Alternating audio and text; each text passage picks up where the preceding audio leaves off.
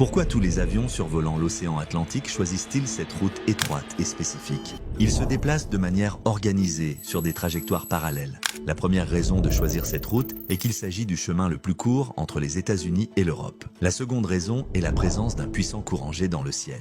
Ce trajet est surnommé l'autoroute invisible des avions et il a été découvert en 1920 par le météorologue japonais Wasaburo Oishi. Il a observé que les vents se déplaçaient vers l'est à des vitesses atteignant 150 miles par heure à une altitude supérieure à 30 000 pieds. Ce courant jet aide les avions à économiser du carburant, réduit la durée du vol et atténue les turbulences, rendant les trajets des États-Unis vers l'Europe plus rapides que dans l'autre sens. Mais comment les avions évitent-ils les collisions? Surtout que les radars ne fonctionnent pas au-dessus de l'Atlantique, c'est là qu'entrent en jeu les routes de l'Atlantique Nord. En raison des changements constants des courants de jet, des experts analysent quotidiennement les données et créent littéralement des itinéraires spécifiques pour les avions. Lorsque les avions approchent de ces routes, les pilotes demandent l'autorisation d'y entrer. Les contrôleurs aériens déterminent la vitesse, l'altitude et la distance entre les avions en fonction de toutes les demandes, rendant ainsi le vol plus sûr.